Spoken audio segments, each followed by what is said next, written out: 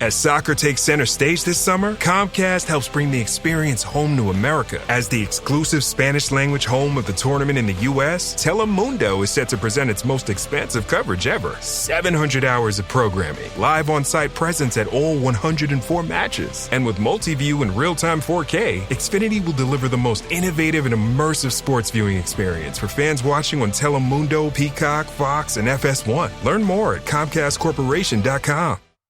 The new LinkedIn Hiring Pro can't undo your last hire, the no-show. Who set you back because they didn't show up on day one, or day two, or ever again. And now your product launch is delayed because you're talking to alien abduction podcasters to track them down. But LinkedIn Hiring Pro can help make sure your next hire sticks. In fact, businesses who use LinkedIn are 24% less likely to reopen a role in the next 12 months. Hire right the first time with LinkedIn Hiring Pro. Post a free job today at linkedin.com/quality. This episode is brought to you by Accenture. When your advertising operations fall out of sync, everything else follows. Spotify and Accenture are working together to reinvent the rhythm of ad sales, using automation, analytics, and smarter workflows to simplify campaign delivery and access better data across the business. The result? Less time spent on operations, more time connecting brands with the moments and fandoms that matter most. Learn more at accenture.com/Spotify. Hello, Eagles and draft fans. Welcome to the Big-Legged Waste Spenders podcast. I'm your host, Wannab. Come check me, Johnny Page, and Shane Half out at the Eagles Film Room on Patreon. We have a free trial where you can view all of our great works all year long, off-season and regular season. Today, we will be continuing our 90-man roster review, or I should say preview, prior to training camp, which is just a couple weeks away at this point. I am pretty excited. We will be talking about defensive end position today. There are many newcomers, and I'm going to lead off with one of the newcomers that is fresh on everyone's mind, Jonathan Greenard. Jonathan is entering his 7th year, his age 29 season. He was drafted as a late 3rd rounder by the Houston Texans. After his 4-year rookie contract was up, he then signed with the Vikings. His 4th year, his last year with the Texans, and his 1st year with the Vikings were both very productive, 12-13 sack seasons, 5 passes defended between those 2 seasons, as well as 5 forced fumble over the course of those 2 seasons. I liked him as a prospect and would have gladly drafted him on day 2. He dropped in the draft to the late 3rd due mostly to his testing numbers, plus only 1 year of college production. He is not insanely fast in space or insanely explosive, but he's functionally fast, I'd say, and he's more slippery explosive.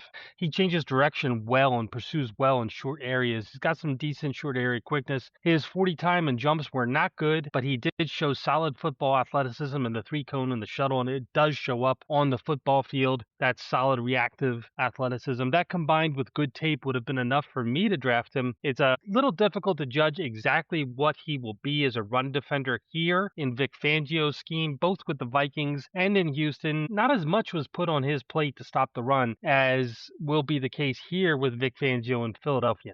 So to try and get a better feel for his run defense, I limited my 2025 search to situations where he was on the field in first down in nickel personnel. And there were not that many snaps. It was only maybe about 20 snaps just from that 1-year sample size. My guess is he will be better than Jalix Hunt versus the run, but not quite as good as Nolan Smith. While he's not as strong physically at the point of attack, taking on offensive tackles as Jalen Phillips was for us last year, he's not a weakling in this regard, and he will play occasionally with some good football violence against the run. He also has, I'd say, better lateral quickness than Jalen Phillips. If you remember the Chargers loss in overtime last season, Phillips was placed in conflict as the quarterback player, as is often the case with Vic Fangio edges. You have to defend the run and set the edge, but you also have to have one eye on the quarterback in case it turns into a quarterback keeper on a read option play. And I remember on this one play, in this one crucial first down conversion for the Chargers in that overtime loss, Phillips did lose contain on the quarterback when he was in conflict, and Justin Herbert ran for a first down. Now, it's hard for me to know for certain. If that was not Jalen Phillips, and let's say that was a reasonably healthy Nolan Smith,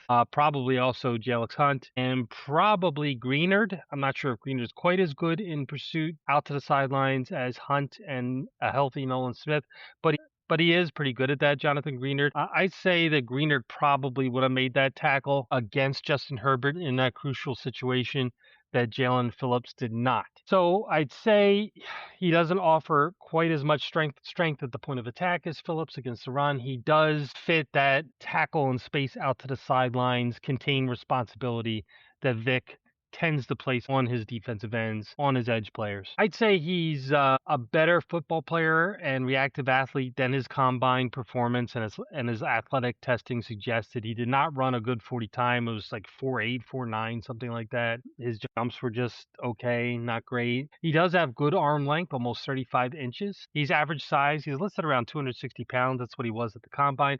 I wouldn't be surprised if he shed a few pounds to get quicker for the NFL, but I have no information to verify that. That's just a rough guess. Last year in 2025, he had a down season statistically, which is probably why he became available, partially why I'm sure. I'm sure the contract had something to do with it as well. And he did sign like a little contract extension with the Eagles. I think we're on the hook for a couple seasons. I can't remember the exact numbers. When you look at the money defensive ends are getting now over the past 2 off seasons and extensions and in free agency, he's probably getting like third tier defensive end money, which is about right. He's probably upper third tier defensive end in the NFL, which is a pretty good player. And it's a player who should make us better. He had a shoulder injury last season as well. That happened around week 10. He played through it until mid-December when he re-aggravated it, and that ended his season prematurely. He then had shoulder surgery. Now, we don't know the nature of the shoulder surgery. We don't know exactly what the injury was. We just know that it was a shoulder, and it ended his season, and there was surgery. He's a good pass rusher. Better than the 2 sacks that he put up last year. From what I saw on tape, just from his 2025 season, he is definitely going to bolster our pass rush, which is needed on the edge. He's solid versus the run, can drop in coverage, pretty good in pursuit. Now, he does have some injury history, more than I was expecting. In 2018, it seems like he broke his wrist and missed his college season. In 2019, he had his one big college production season at the University of Florida. In 2020, as a rookie, he didn't do a whole lot, as is the case often with rookies. In 2021, he did break out.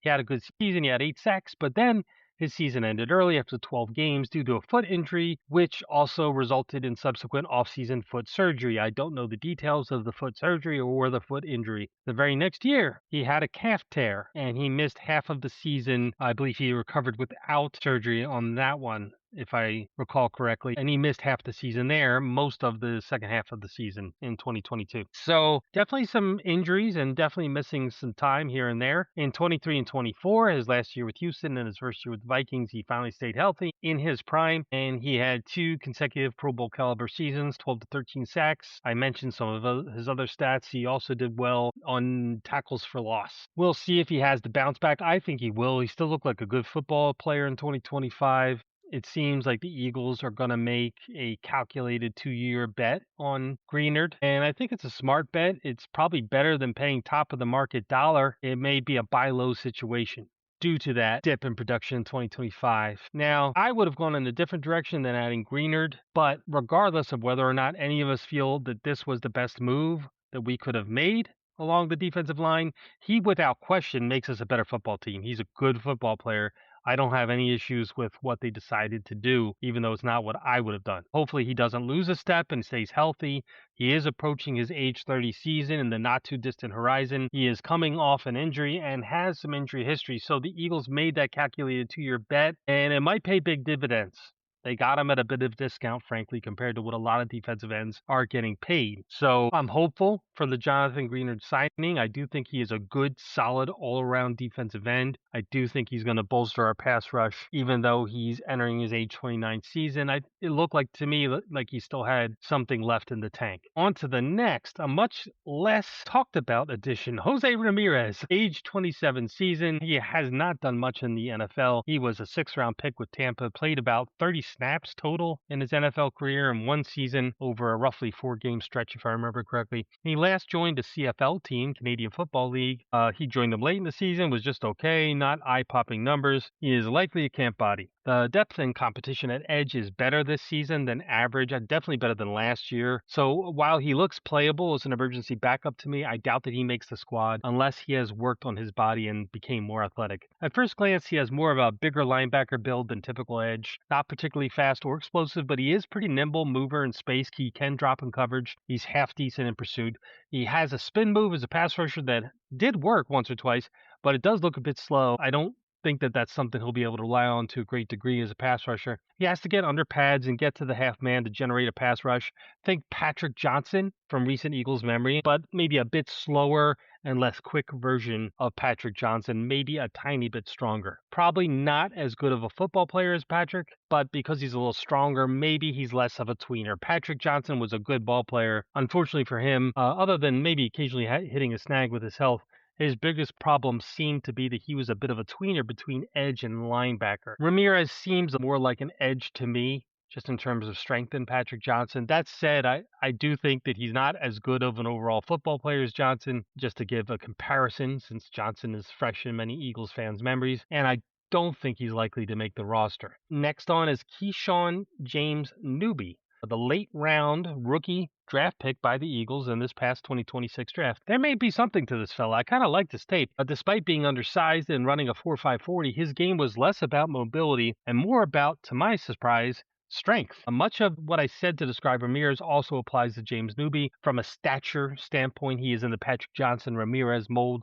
Looks more like a linebacker to the naked eye than a prototypical edge. Similar to Ramirez, he would need to get to the half man and get under the pads to win the battle at the point of attack, but he was better at it than Jose Ramirez. And if I had to compare him to our late round edge we drafted and cut just last season, Antoine Powell-Ryland, I'd say James Newby is a significantly better football player. Powell-Ryland was a flashier player, but Newby is just obviously better at football. And if I had to compare him to Patrick Johnson, I'd say that James Newby is stronger at the point of attack versus the run and the pass than Patrick Johnson. I don't know if he's quite as quick as Pat in space, but he's not bad in space. I watched him versus Michigan. It was the first game tape I watched, and very early on in the tape, I was a little taken aback. He had a rep or two that translated to exactly what the Eagles ask their edges to do. He was sort of, I call it 1.5 gapping on the edge. He was the outside contain. He had the gap from the outside of the offensive tackle all the way to the sidelines. Primary force player, they call that. And there's different degrees to which different defensive coordinators will make their edge the true primary force player. For Vic Fangio, he will give them that responsibility more and less help on the outside than most defensive coordinators in the NFL. So you have to cover the space out to the sidelines. And he looked mobile enough to do that. Maybe not at a Jelix Hunt and a Nolan Smith level to get out to the sidelines, but well enough. And his strength at the point of attack surprised me. I remember this one rep where he did the typical thing I've seen Nolan Smith do a million times. He lines up at that 45-degree angle, well outside the offensive tackle, steps into him with his front foot, delivered a good blow, held his ground on the outside gap. He compressed that B gap, that gap on the inside of the offensive tackle. And then the play lasted long enough for him to grab that offensive tackle, chuck him, and dive into that B gap and make a play on the ball carrier. And that was a heck of a rep. And I watched 2 or 3 more games of his all 22 just about every snap, and that's not the only time he's done it. He's got some strength to hold up on the edge against the run. Now, that offensive tackle playing for Michigan did not look to me like somebody's going to be a starter in the NFL. Certainly not an offensive tackle. Probably more of an NFL backup level player. But still, he did what he was supposed to do. He set that edge, he stacked that Michigan offensive tackle, and he shed him. And he essentially played 2 gaps. And that's what Vic Fangio wants from his defensive ends more often than not on early downs against the run. So it was nice to see a snap that clearly translated. You know, with Jonathan Greenard, I had to watch so many more snaps because the way he was used, he was allowed to get upfield more often. He was allowed to one gap more often. It didn't seem like they really wanted him to affect that secondary gap as much with the previous defensive coordinators he was with in Houston and with the Vikings. So I didn't get to see as many snaps from Greenard defending the run that easily translated to what the Eagles do. That's how it is when you watch tape. Sometimes you have to project, and I'm projecting that he's going to be somewhere between Nolan Smith and Jelix Hunt as a run defender, which should be good enough because he's a playmaker in other ways. But anyway, back to Keyshawn James Newby. He was consistent against the run across all of the tape that I watched. He did get plenty of sacks as well. He wasn't super explosive around the edge, but he was explosive enough in tight areas and shifty enough a little bit of that slippery explosiveness that Greenard has to get to that half man of the offensive tackle, get under those pads, and drive backwards. And with that good strength that he has. So I doubt that that strength is going to translate to the NFL at the same level that it did in college against the college competition that he faced. He is only 240 pounds. But that said, I like what I saw. And I'd say as of right now, as I go through all these names, he's my personal leading candidate for the 5th defensive end spot on the roster. We'll get back to that in a little bit. But on to the next newcomer, undrafted free agent Joshua Weru. I hope I'm pronouncing his last name correctly. He is another cool story, similar to UR Bernard. He came through that international program to give football a try. He's from Kenya. He was a rugby player. Unlike UR, we actually have had the opportunity to see Joshua Weru play in a football adjacent sport. He was a rugby player. We've seen him with a ball. We've seen him play in a violent sport with a ball. And he was pretty good. He showed some explosiveness and some speed and some size, especially compared to those rugby players he was playing against. He's 6'4", 244 pounds. He was a bit of a freak in terms of his athletic testing. He jumped through the roof, 99th percentile jumper, both in his vertical and his long jump. 99, maybe 100 percentile. He was up there. It was 40 plus inches, and I think, I don't know, don't quote me on this one, maybe 11 feet in the long jump. I might be wrong on that one, but it was a big number, and there was some serious explosiveness there. At 244 pounds, 4.45 speed, that's pretty good. Now, when I saw him running with that ball in rugby with all the little guys bouncing off him, he did show some stanky leg and a few moves and some ability to change speeds and accelerate, but lateral change of direction didn't seem to be his best trait. He showed me more lateral direction than UR Bernard did in his scant smattering of highlights we see of him on the internet, just doing drills, because we've never seen UR play football. He does look more mobile to me than you are. Obviously smaller, but that's why he's listed as defensive end, is going to try out that position as opposed to defensive tackle like you are.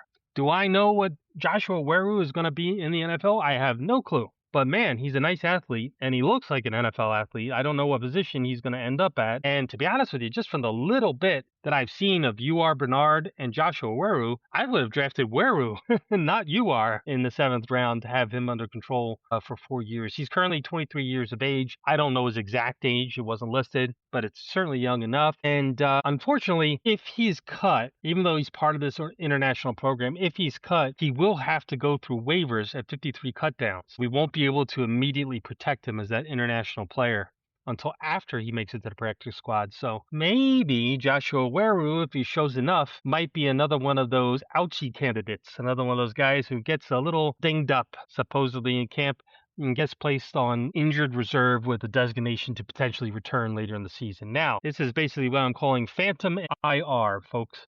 We've all seen it. It happens every year.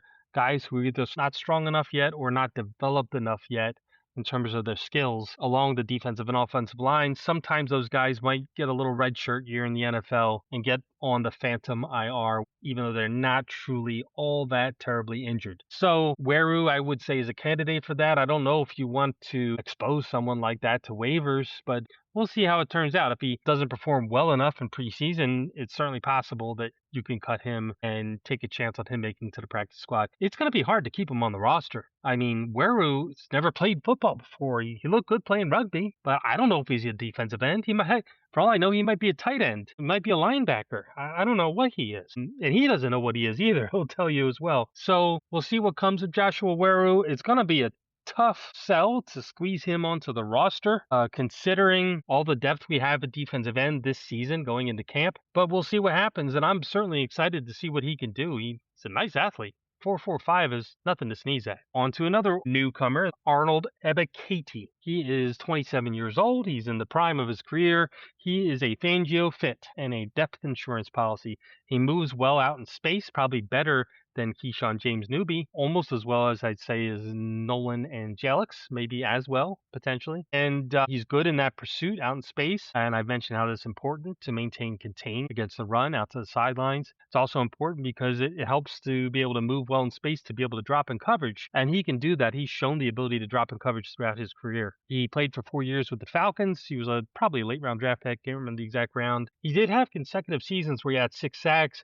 I watched the sacks. That was his second in his third year in the league. I don't think he's a big-time pass rusher, but he gives you a little something in that regard. A lot of his sacks were coverage sacks, or like he'd be on a stunt. The quarterback would pat the ball, start to leave the pocket, and then Ebiketie would show excellent second level pursuit and endurance and solid speed in the open field, and he tracked down the quarterback and get a sack. So even though he didn't get that initial pressure, he got a lot of chase down sacks out of those 12 sacks he had over those 2 years. He did have an occasional nice pass rush move as well. It's not like he never beat an offensive tackle or a tight end who tried to pass protect against him. And he beat some good ones too. Usually he had to get to the outside shoulder under the pads and then work his way back inside after knocking them back or catching them by surprise. It's a solid addition. I personally would not have done it, but solid addition. He is going to make about $7 million this year. It certainly looks to me like this is Howie's makeup move for last season. When Howie makes mistakes with his team building philosophies, he tends to attempt to do the opposite of what he did the prior year in the next offseason. For example, at cornerback 2 position, he went cheap last year and blew up in his face. This year, knee-jerk reflex reaction, I'm not going to let that happen again. And he went out and signed Reek Willen. Last year, he had issues with his depth at the defensive end position because we all expected Nolan Smith might get injured. He has a history of lots of little injuries and missing time, and he did get injured. So the backups, however, behind Nolan were guys who were also injury prone, and they were kind of bad against the run. So with Ebiketie, well, I wouldn't say he's amazing against the run. He's at least a good scheme fit. And he's in the prime of his career, and he doesn't have a significant injury history. And he's not one of these guys who always gets dinged up. So he played, I'd say, year 1 and year 3. He played about 49% of defensive snaps. In years 2 and 4, he was right around 35% of defensive snaps. So he's a solid depth option who can come in, fit your scheme, make a few plays, and he's quite violent, by the way, taking on pullers behind the line of scrimmage, similar to Jalix and especially Nolan. When that blocker comes slicing behind the line of scrimmage to kick out the defensive end, you don't want to meet Arnold. He's going to let you know he's there. And it's surprising, though, that when he's just setting the edge against the run without taking on a puller, it's surprising that he's not stronger than he is, considering how violently he takes on pullers. So maybe there's some untapped run defense in his bones that we just haven't seen yet. From what I've seen with the Falcons, they do tend to one gap a lot. They don't ask quite as much out of some of their players against the run as Vic Fangio will. So maybe Ebiketie has some run defense potential that I haven't seen yet on tape. More than likely, he's Jalix Hunt or slightly worse than Jalix Hunt against the run from what I've seen. And similar to Jalix in his ability to pursue, get some second effort sacks, and pass cover as a dropper. So solid addition.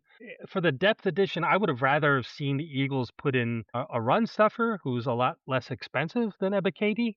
But I can't hate the addition. He's a solid football player, and he gives us depth that is less likely to be injury prone. So solid job by Howie. He was not going to go a second year in a row without defensive end depth. Keep in mind, this was before we added Greenard. That was not a done deal yet. So that's Arnold Ebiketie, and he will most likely be edge 4 on our roster, and he will bump up to edge 3 as soon as there's an injury. And we could do a lot worse than that. On to the next, AJ Epinesa, drafted, I think it was the same draft as Greenard. He went 1 round earlier in the 2nd round. I did not like his tape as a draft prospect. He had some strength. He had really good length, similarly long arms, similar to Jonathan Greenard, bigger than Greenard, roughly 275 pounds. But he was an even worse runner in the 40 than Greenard. He tested basically like a defensive tackle as a leaper and as a 40-yard dash guy. And you would think that would have scared more people off, but it didn't. A lot of people fell in love with him as a draft prospect.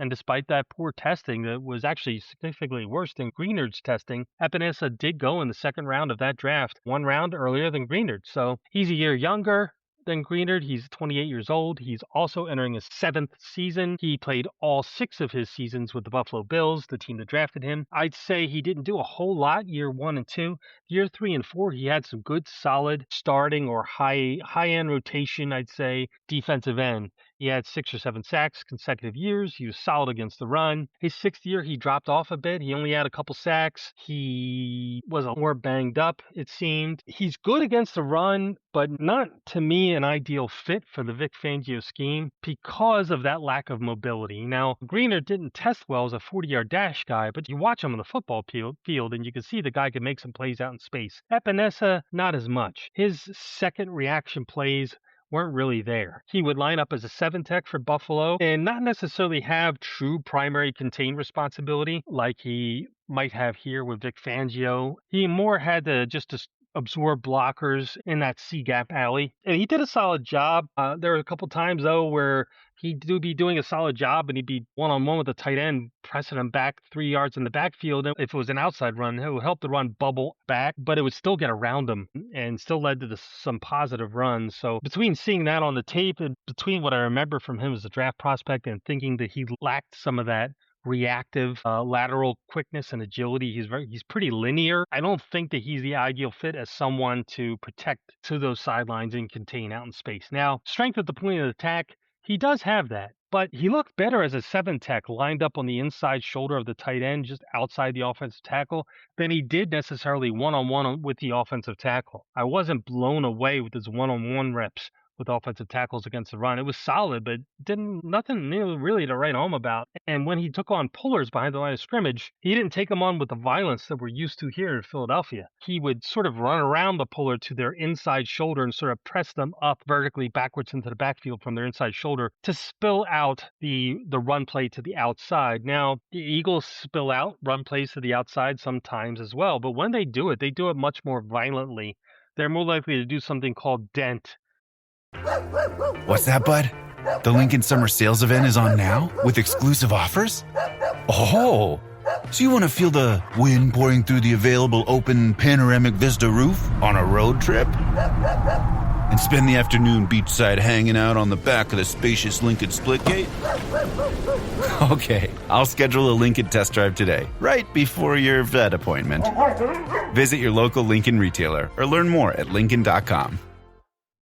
Where they essentially place a dent in the puller. If you can imagine just, taking a can and smashing it and denting it. That's basically what the Eagles often do to pullers behind the line of scrimmage. So can A.J. Epinesa do that to pullers? I don't know because I haven't seen it. I could maybe go back to the draft tape, but that was so many years ago. I don't even have that draft tape anymore. I only paid for like 2 years worth of draft tape, so I'm not Mr. Moneybags here. So I'd say he offers something against the run, but he might not be quite the run defender people think that he is. I did not see a Jalen Phillips against the run. And we all know he's not Jalen Phillips against the pass. He's not a big-time pass rusher. Now, many of you know he failed a physical just this offseason. He signed a 1-year deal for $5 million, coming off a down year in Buffalo. And he failed the physical, and that team did not keep him. So Howie's like, oh, buy low. You know Howie. He likes his depth at defensive end, and he likes his buy low opportunities. He likes his injury discounts, and he took another one on A.J. Epinesa. Dirt cheap, probably like 1.7 mil. I can't remember the exact amount, and I'm sure it's not all guaranteed. So I suspect that whatever injury issue that was unearthed, whatever undisclosed injury issue that we don't know of, because the details were never put out in the press, I suspect that that's been a known thing for a while.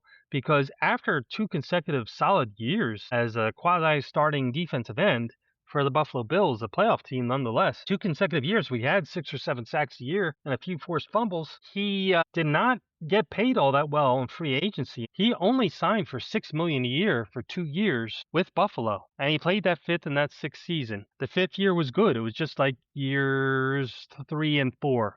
We had those 6 or 7 sacks. And the 6th season was his down season. That was last year. Now, he has that down season. He failed a physical. He weirdly only signed for $6 million a year after 2 strong seasons, theoretically in the prime of his career. All of this adds up to tell me that this is damaged goods. Now, if we only keep 5 defensive ends on our roster, do we want to keep a guy that's potentially damaged goods when we have Keyshawn James Newby on a 4-year rookie deal? and we have these numbers crunches at different positions throughout our roster, do we really want to take defensive end number 5 and make that AJ Epinesa and take a chance that somebody else will scoop up Keyshawn James Newby or Josh Arroyo? Not me. To me, Epinesa showed something as a run defender. He showed good strength against the tight ends. He showed adequate strength against his offensive tackles, but he didn't blow me away so much against the run. This was not like Brandon Graham against the run. It wasn't Nolan Smith against the run. It wasn't Jalen Phillips against the run. To me, he's a level below those 3 guys. He's a little stronger at the point of attack, not that much stronger, but he's a little stronger at the point of attack than Jonathan Greenard. But as I mentioned, he's less mobile. He has less of that reactive athleticism and that lateral quickness to go make a play on the ball. So I'm not seeing it with Epinesa. Another guy I would not have added. I don't hate the addition because it's a low risk chance. Maybe he has a temporary bounce back from whatever injury that's undisclosed that has been affecting him and is the player he was in years 3, 4, or 5. Well, if that's the case and he's defensive end 4 or 5 on your roster, that's pretty good. You could do a lot worse. As things stand right now, based off his recent tape and the injury and the fact that I'm interested to see what James Newby can do, and I like the fact that James Newby is under a 4-year deal. I don't necessarily want to expose him to waivers. I don't want to keep 6 defensive ends on the roster personally because we have too many numbers crunches elsewhere. All that adds up to I would choose Keyshawn James Newby over Epinesa. But we'll see how it plays out in camp. I haven't seen James Newby play against actual NFL players, so maybe that will change things. That brings us on to the old guard, the guys we know and love, Nolan Smith and Jalix Hunt. Jalix, the ultimate Fangio fit. Nolan is also an ultimate Fangio fit to me. Nolan gives you a little bit more against the run than Jalix Hunt, and not quite as much pass coverage, although he's pretty solid in pass coverage as well. And Jalix Hunt is more that pass coverage guy, that dropper that can make plays like a linebacker. Sometimes they'll drop Jalix like a linebacker, not just like a defensive end drop. They'll make him like the low hole guy in cover 1. They'll do some cool stuff with him. If you remember, he had a couple interceptions just last year. So Nolan obviously has the injury bug. I loved Nolan Smith as an edge prospect. I watched his tape and loved that Georgia defense. He was down the stretch in 2024 when we won the Super Bowl. He was the second best defensive lineman on our entire line. He was better than Milt Williams. He was better than Ojomo. He was probably, arguably, better than what Brandon Graham gave us earlier in the year before he got hurt. I know Brandon Graham, when he got hurt, he went out with a bang with a couple of big games, but I'd go out on a limb and say he was probably a little bit better than Graham even, once he finally started getting regular playing time and played as more of a starter. And definitely better than Josh Sweat. Now, that version of Nolan Smith, unfortunately, might be a fleeting moment in time. While I loved him as a draft prospect, I decided that even though he was a late first-round caliber prospect, I was going to pass on him if I was Howie Roseman in my wannabe GM fantasy life. And the reason was the injuries. He's one of these guys who's always nicked up, always missing time. And I just had this strange fear that between getting always nicked up, being a little bit on the lighter side, and playing the extremely violent brand of football that he does, that he was unlikely to last long and might break down. And we started to see that already in year 3. In the Super Bowl, obviously, he tore his triceps, and obviously he tried to play through it in the Super Bowl.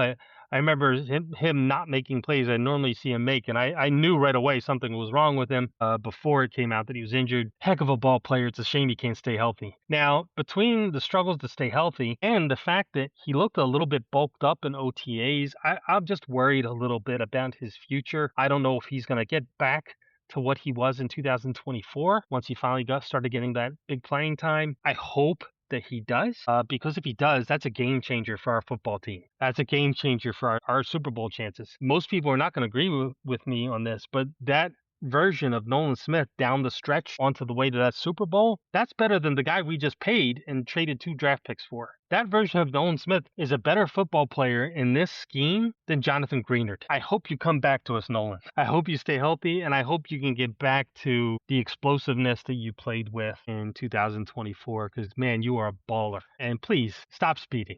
140 miles per hour. I don't care what the circumstances were.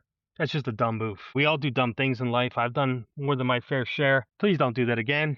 Anybody listening out there, please don't do that. Don't talk yourself into it with the modern advancements of vehicles and yada, yada, yada. Oh, it's a straight stretch of highway. No one's around. It's safe. Please, it's not safe. It's not safe to do 140 miles per hour on a road where people expect the speed limit to be 60. You never know what could go wrong. You never know what could happen. You never know what other person might be walking along the side of the road or what other car might suddenly appear. It's just not a good idea. Anyway, enough with that public service announcement. I hope that Nolan can get healthy. If he does, he takes our already formidable edge group, our already formidable defensive line, and will make it one of the league's best. So a lot is riding on Nolan Smith. He is a huge swing player in terms of the outcome of the season, as far as I'm concerned.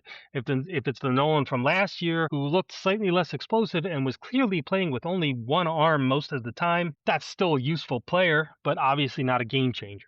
If it's the Nolan we saw the second half of 2024, that is a game changer for the season. That gives us probably the best defensive end group in the NFL if he can get back to that level. Between him and Greenard on the other side and Alex Hunt rotating in, are you kidding me? That's a formidable top three. Most teams would die for that. Anyway, Alex, I hope that he stays his mobile self. He does a solid job against the run. He's not quite as strong at the point of attack as Nolan against the run, but he does so many other things well. He's just a model of consistency and a great scheme fit, which really pumps up his value to the Eagles compared to maybe other teams that don't drop their edges as much, that don't expect their edge to contain all the way out to the sidelines. On those teams, he might not have as much value as he has here. He has helped us win games in huge moments in ways that a lot of people don't even realize. Yeah, he is a good football player, Alex Hunt, and we are lucky that we have him. We are lucky that Vic Fangio saw him at the Senior Bowl and said, hey, I want that guy, because, boy, it worked out. And that's our talk for the defensive end position for the 2026 Eagles. More depth than last year, more young upside guys than last year. And we're starting the year with a better top end of the rotation player in Greenard than we started with last year, considering Nolan only had one arm. So there's plenty to be excited about, and I certainly hope everybody stays healthy, because if they do, this defense is pretty serious. Thanks for listening, everybody, and go Birds.